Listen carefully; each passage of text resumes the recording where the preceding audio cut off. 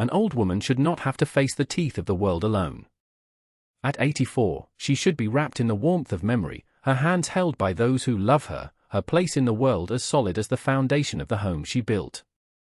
But for Agnes, that was not the story.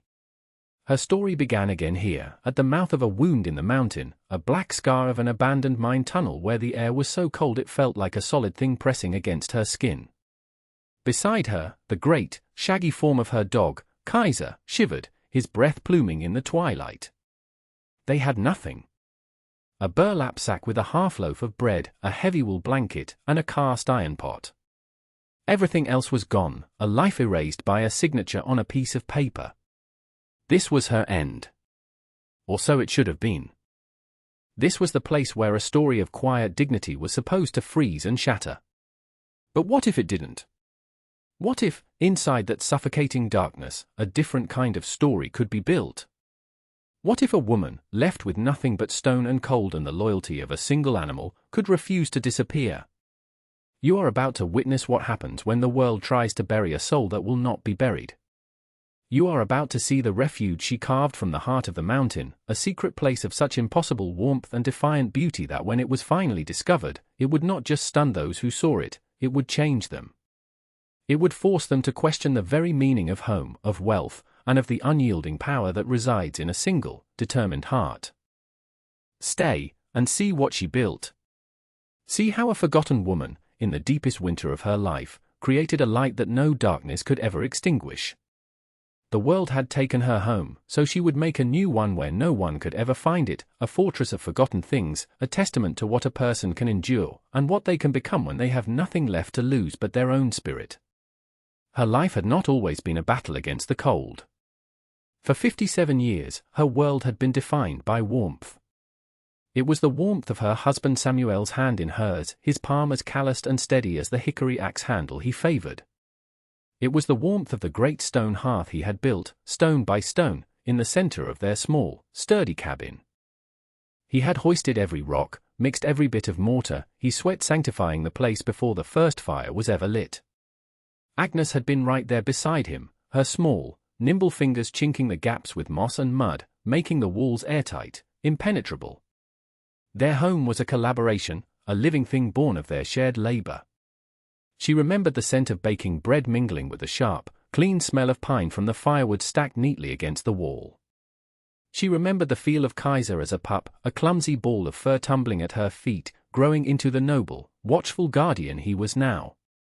Life was a rhythm of simple, profound things, the morning light slanting across the worn floorboards, the taste of coffee brewed strong and dark, the quiet companionship of two people who knew each other's thoughts without needing to speak. Samuel had a way of looking at her, even after half a century, that made her feel seen, cherished. "You are the heart of this house, Agnes," he would say, his voice a low rumble. "Without you, it's just lumber and rock." They had weathered droughts and blizzards, sickness and lean times, but they had always had each other. Their love was the true foundation, a bedrock far deeper than the stones of their hearth. She had expected to live out her final years in that sanctuary, to draw her last breath in the bed they had shared, surrounded by the quiet hum of a life well lived. That was the promise they had made to each other, a silent vow sealed with the raising of the roof beams. The cabin wasn't just a place, it was a testament. It was proof that two people with little more than their own two hands could build a world for themselves, a fortress against the harshness of the frontier, a small, glowing ember of civilization and love in the vast, indifferent wilderness. The cold began the day they buried Samuel. A different kind of cold, one that seeped into her bones and settled around her heart. It was a stillness, a silence where his rumbling voice used to be. The cabin, once so full of his presence, suddenly felt vast and hollow. Kaiser would pace restlessly, whining low in his throat, searching for the master who would not return. It was into this new, fragile quiet that her nephew, Franklin, arrived. He was her sister's boy, a man she hadn't seen in 20 years, now with a soft belly and a face that never quite met her eyes. He brought with him a cloying smell of city soap and a briefcase full of sharp-edged papers. He spoke in tones of deep, practiced concern, his words like smooth, cold stones dropping into the silence of her grief. "Aunt Agnes," he began, patting her hand with his damp one. A woman of your years, all alone out here. It isn't safe. It isn't right. He talked of comfort, of a room in a boarding house in town, of being looked after. He made it sound like a kindness, a rescue. Agnes listened, her gaze fixed on the hearth Samuel had built.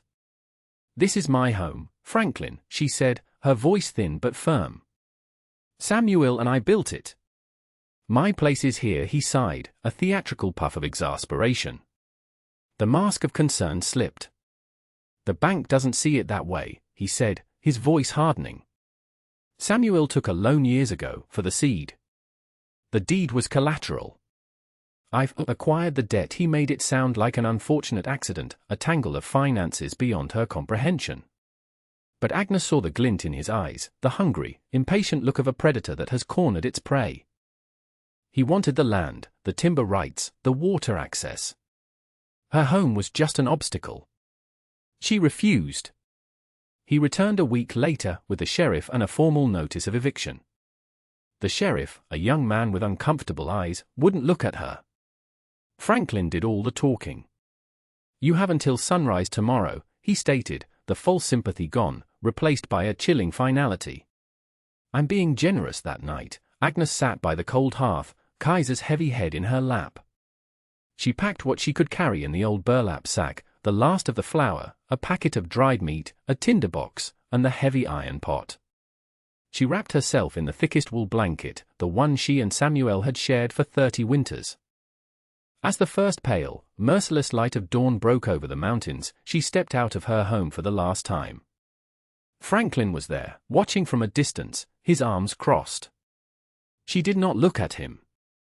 She did not give him the satisfaction of her tears. She simply turned her back on the life she had built, called Kaiser to her side, and walked away into the snow, each step a silent, shattering betrayal. The world beyond her property line was a vast, white emptiness. The snow fell in thick, silent sheets, muffling the world, erasing the path behind her as quickly as she made it. There was no destination, only a desperate, forward motion. Her nephew had offered a room in town, but she knew it for the prison it was. To be a charity case, a pitted old woman wasting away under his watchful eye, was a fate worse than freezing. Her pride was a small, hot coal in the center of her chest, the only thing the cold had not yet touched. She would not give him that. She would not be broken in a way he could see. Kaiser forged ahead, his powerful body breaking a trail through the deepening drifts, pausing every so often to look back, his intelligent eyes urging her onward. He was her compass, her furnace, her only reason to take the next agonizing step. Hours blurred into a monotonous cycle of struggle. The cold was a physical weight, a thief that stole the breath from her lungs and the feeling from her fingers and toes. Her joints ached with a pain so deep it felt ancient. The world shrank to the next step, and the next. As dusk began to bleed purple and grey across the snow-covered peaks, the storm intensified. The wind rose, a shrieking beast that tore at her blanket and drove ice crystals into her face like tiny needles.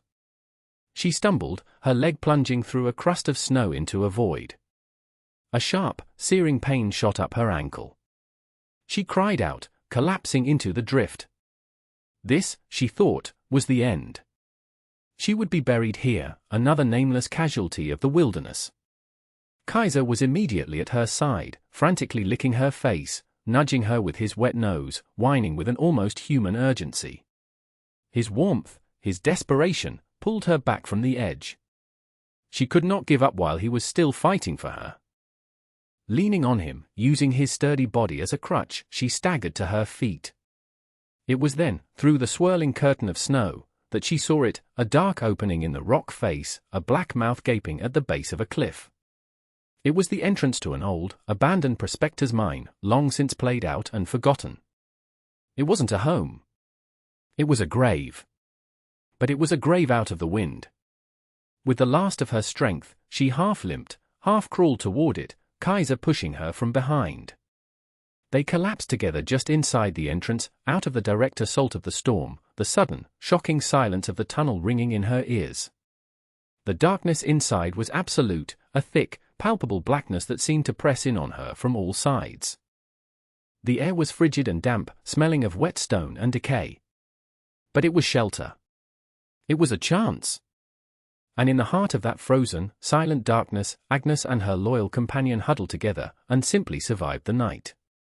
The first days in the tunnel were a grim lesson in the art of staying alive. Waking from a fitful, shivering sleep, Agnes's first thought was always the fire. The small hoard of dry tinder she'd carried was precious, each spark from her flint and steel a tiny miracle against the overwhelming cold. The fire was life. It was a small circle of light and warmth in an infinite ocean of darkness and cold. It held the crushing despair at bay, if only by a few feet. Her ankle was swollen and throbbing, a constant, agonizing reminder of her fragility. She tore a strip from her petticoat to bind it tightly, the pain a sharp, clarifying focus. There was no time for self-pity. Survival was a series of relentless, practical tasks. The first was water. She sent Kaiser to explore the deeper reaches of the tunnel, his claws scrabbling on the rock.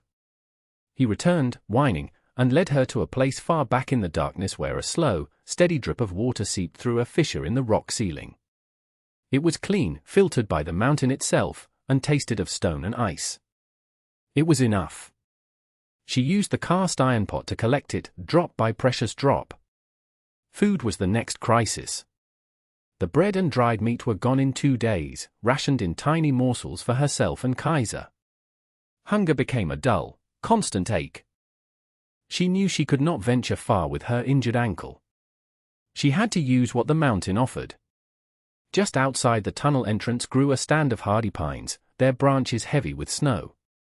Painfully, she dragged herself out and gathered fallen branches for the fire. She also stripped the inner bark from a bitter, stringy substance she knew was edible, if barely. She boiled it in the pot with melted snow, creating a thin, unappetizing broth that nonetheless provided a sliver of sustenance. She shared everything with Kaiser, who ate the foul-tasting mush without complaint, his gratitude evident in the gentle lick of his tongue on her hand. Her days fell into a slow, deliberate rhythm. Tend the fire. Collect water. Forage for bark and pine needles. Rest her ankle. Talk to Kaiser in a low, steady murmur, her voice a small human sound against the profound silence of the rock. The tunnel was a harsh, unforgiving landlord, but it was also a protector. It shielded them from the relentless wind and snow. It gave them water. It offered a space to exist, a pocket of being in the midst of nothingness. She began to clear the floor near the entrance, using a flat piece of shale to scrape away decades of dirt and small rocks, creating a level space for their sleeping area. Each small act of order was a rebellion against the chaos that had consumed her life. It was a declaration, silent and profound: I am still here. I am not just a victim. I am a survivor, and I am making this place my own, one stone, one drop of water, one flickering flame at a time. As her ankle slowly healed from a sharp agony to a dull, manageable ache, Agnes's focus shifted from mere survival to something more. She began to truly see her surroundings not as a tomb, but as a resource. The tunnel was not just rock, it was a quarry of possibility. The relentless wind that howled outside the entrance became a challenge to be met. It snaked into their living space, a constant, invisible thief of warmth. She needed a barrier. Day by day, she limped along the scree slope at the base of the cliff, searching for flat, manageable stones. It was grueling work. Each stone was heavy, her 84-year-old body protesting with every lift. But with a patience born of necessity, she carried them back, one by one. She began to build a low wall, just inside the entrance, creating a small, sheltered alcove. It was crude at first, the stones wobbling, but she learned. She saw how the rocks fit together, how a smaller stone could wedge a larger one into place. She found a source of thick, sticky mud near the drip, and she began to use it as a rough mortar, packing it into the gaps. Kaiser would watch her, his head cocked, occasionally nudging a smaller stone toward her with his nose as if to help. The wall grew, inch by painstaking inch, a testament to her sheer, stubborn will. It didn't just block the wind, it transformed the space. It created a room within the cave, a defined area of human intention. It was the first act of building she had undertaken since she and Samuel had raised their cabin. The memory brought a pang of grief, but it was followed by a surprising surge of strength. She was still a builder. That part of her had not been taken. Next, she turned her attention to the floor. The bare rock was cold and damp, leaching warmth from their bodies as they slept. She ventured out again, gathering armfuls of pine boughs. She taught herself to weave them, her stiff fingers slowly remembering the craft from her girlhood. She created thick, springy mats that covered the floor of their alcove. The scent of pine filled their small space, a clean, wild perfume that overpowered the damp smell of stone. The mats were a luxury, an island of comfort in their austere world. They insulated them from the cold ground, providing a soft bed for her aching bones and for Kaiser, who would curl up on them with a contented sigh. She established routines that gave her days shape and purpose. Mornings were for gathering wood and checking the snares she had fashioned from strips of her own clothing to catch the occasional rabbit. Afternoons were for improving their home, strengthening the wall, weaving more mats, or simply sitting by the fire, mending her worn clothes with a needle she'd had tucked in her pocket. She was no longer just a refugee hiding from the storm. She was an architect, an engineer, a homemaker. She was taking the emptiness of the mountain and filling it with her own will, her own labor, her own unyielding spirit. This place was no longer a symbol of her loss. It was becoming a monument to her resilience. Deep within the tunnel, far beyond the reach of the firelight, the darkness was a solid, ancient thing. It was a place Agnes rarely ventured. But one day, while following the water drip to its source, her hand brushed against a section of the wall that felt different. It wasn't the hard, jagged granite of the rest of the tunnel. It was smooth, soft, almost like soap. Curious, she brought a burning brand from the fire to investigate. In the flickering torchlight, the wall glowed with an unexpected richness. It was a massive, exposed vein of clay, layered in subtle, earthy colors, deep ochre, pale cream, and a soft, dusky rose. It was pliable, yielding to the pressure of her fingers. For a long moment, she simply stood there, staring at this hidden treasure. It was a gift from the mountain. Her first thought was practical. This clay would make a superior mortar for her wall, sealing the gaps far better than the simple mud she had been using. She began to dig it out with her hands and a flat rock, carrying it back to her living space in the iron pot. She mixed it with water and meticulously rechinked her entire wall, creating a smooth, solid barrier that was nearly impervious to the wind. The difference in warmth was immediate and profound. But as she worked with the material, feeling its cool, silken texture, something else stirred within her. This was not just mud. It was beautiful. She looked at the rough, dark stone walls of her alcove, stained with soot and shadow.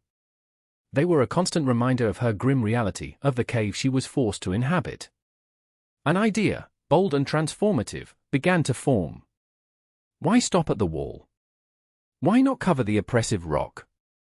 She began the immense task of plastering the interior walls of her small room. She mixed batches of the creamy clay and applied it with her bare hands, smoothing it over the stone in long, sweeping strokes. It was an act of pure creation. She was not just sealing a cave, she was building a room.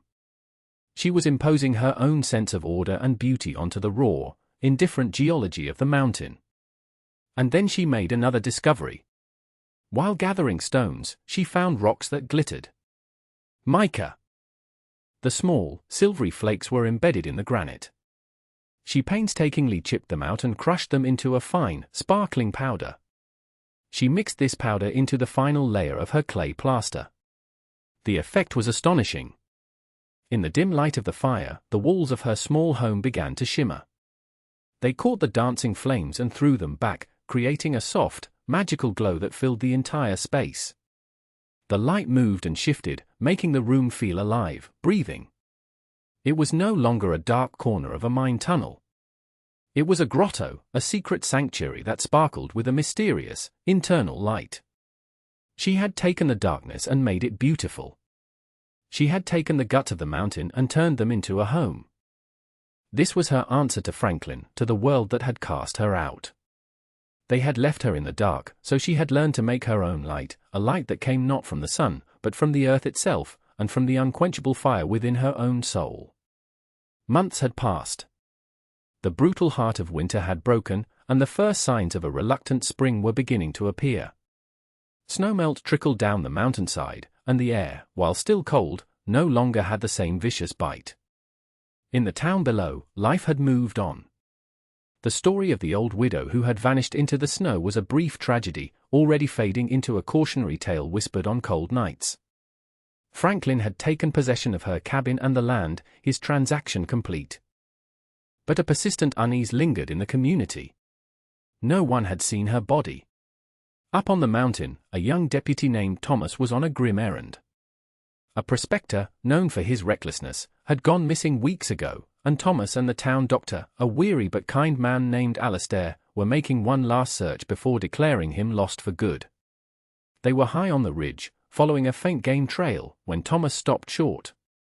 "Doctor, do you see that?" he asked, pointing. Alastair squinted. From an impossible spot, a place of sheer rock and stunted pines, a thin, almost invisible wisp of smoke was rising into the pale afternoon sky. It was so faint it could have been a trick of the light. "No one lives up here," Alastair said, his voice laced with skepticism. Must be a lightning strike smoldering, but there had been no storms. "I'm going to check," Thomas insisted, his sense of duty overriding his disbelief. They made their way carefully down the treacherous slope, their boots slipping on the loose shale. As they drew closer, they could see the dark opening of the old mine. The smoke was definitely coming from within. They drew their pistols, their minds racing with possibilities. A fugitive? A mad hermit? Thomas cupped his hands around his mouth. "Hello in there," he called out, his voice echoing unnaturally in the mountain silence. "This is Deputy Thomas from town. Is anyone in there?" For a long moment, there was only the sound of the wind. They exchanged a look. Then, a voice, thin and reedy but clear, drifted out from the darkness. "Who is it you're looking for?" The voice was female. "An old." Thomas and Alastair stared at each other in stunned silence. Thomas holstered his pistol, his suspicion replaced by a profound and unsettling curiosity. "We saw your smoke. We need to make sure you're all right." Another pause. Then, the sound of movement from within. A large, dark shape appeared at the mouth of the tunnel. It was a massive German shepherd, who stood silently, not growling, but watching them with an unnerving intelligence. Behind the dog, a small, stooped figure emerged into the daylight, blinking against the brightness. It was a woman, ancient and frail-looking, wrapped in a patched wool blanket. It was Agnes. "I am quite all right, young man," she said, her voice steady despite her appearance. "But I imagine you are very, very surprised to see me." Thomas and Alastair could only stare, their minds struggling to reconcile the town's ghost with the living, breathing woman standing before them. They remembered her as the grieving widow from Samuel's funeral, a fragile figure seemingly on the verge of collapse. The woman before them was thin, yes, and her face was a roadmap of hardship, but her eyes held a clarity and a strength that was utterly disarming. "Mrs. Peters." Alastair finally managed, taking a step forward. "Agnes? Everyone thought you were gone. We thought you perished in the storm." Agnes gave a small, wry smile. "The world is quick to bury what it no longer wishes to see, Doctor," she said. "I am harder to get rid of than that." She gestured toward the entrance of the tunnel. "You have come a long way. You must be cold. Please, come in and warm yourselves by my fire." The invitation was so simple, so civilized, it was completely at odds with their surroundings. Hesitantly, they followed her past the watchful Kaiser, ducking into the low entrance. They stepped past the low stone wall she had built and entered her living space. And then they stopped, all words failing them. They had expected a squalid, miserable den. A place of filth and despair. What they saw was impossible. The air was warm and smelled cleanly of pine and wood smoke. A small, bright fire crackled in a neatly constructed hearth, its smoke drawn efficiently up through a natural crevice in the rock. The floor was covered in thick, woven mats. But it was the walls that stole their breath. In the gentle, flickering firelight, the walls of the alcove glowed. They shimmered with a soft, pearlescent light, as if they were lined with crushed moonbeams. The smooth, clay-plastered surfaces, flecked with thousands of tiny mica particles, created a space that felt less like a cave and more like a sacred grotto. It was warm, it was clean, it was functional. It was, against all logic, beautiful. Thomas reached out a hand and touched the wall, his fingers tracing the smooth, sparkling surface. "How?" he whispered, the question encompassing everything. "How did you do all this?" Agnes was tending to the iron pot over the fire. "One stone at a time, young man," she replied without turning around. "One handful of clay at a time. It is amazing what you can do when you have nothing else." Alastair slowly surveyed the space, the neatly stacked firewood, the small shelf carved into the rock holding a few meager supplies, the sheer, undeniable dignity of it all. This was not the work of a madwoman. This was the work of a master survivor, an artist of necessity. He looked at Agnes, truly seeing her for the first time. He saw the filth under her fingernails, the weariness in her bones, but he also saw the unyielding pride in her posture. He felt a profound sense of shame wash over him, for himself, for the town, for a world that could discard such a person. "Your nephew," Alastair said, his voice thick with emotion. "He told everyone you had accepted a place with family back east. He said you left willingly." Agnes finally turned to face them, her eyes clear and direct. "He said what was convenient for him to say," she stated simply. "He left me with nothing but the clothes on my back and a snowstorm for company. He did not count on my finding the mountain to be a kinder landlord than he was." The truth of it, spoken so plainly in that impossible, glowing room, landed with the force of a physical blow. They were not just witnesses to a miracle of survival, they were witnesses to a crime. The journey back down the mountain was a silent one. Thomas and Alastair were wrapped in their own thoughts, the image of Agnes's sparkling grotto burned into their minds. They had left her with a promise to return with proper supplies, an offer she had accepted with quiet dignity but not desperate relief. She was not a victim waiting for rescue, she was a sovereign in her own kingdom. When they reached the town, they did not go to the sheriff's office first. They went directly to the general store, the unofficial heart of the community, where a half-dozen men were gathered around the pot-bellied stove. Franklin was there, holding court, laughing about some land deal. Thomas pushed the door open, the cold air silencing the room. All eyes turned to them. "Franklin," Thomas said, his voice ringing with a cold authority no one had ever heard from him before. "You're a liar." The room went dead quiet.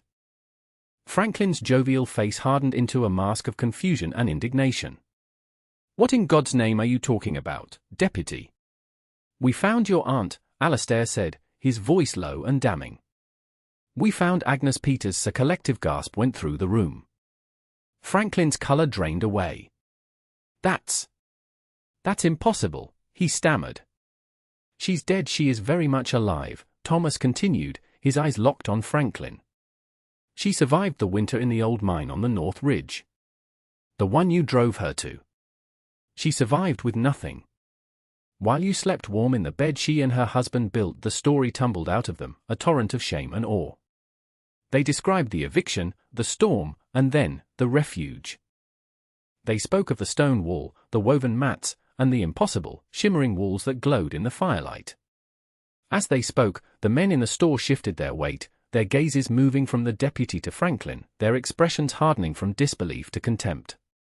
They were frontiersmen, they understood hardship, and they revered resilience. The idea of an 84-year-old woman surviving such an ordeal, not just surviving but building, creating beauty out of nothing, struck a deep, primal chord. But the thought of her being driven to it by the greed of her own kin filled them with a cold fury. Franklin tried to defend himself, blustering about legal rights and debts, but his words were hollow, pathetic. He was judged and condemned in the court of public opinion, right there in the warmth of the general store. The story spread through the town like a wildfire. It was all anyone could talk about. The woman they had pitied and forgotten was now a legend. A group of men, led by the blacksmith and the store owner, organized themselves. They loaded up mules with food, blankets, tools, and medicine.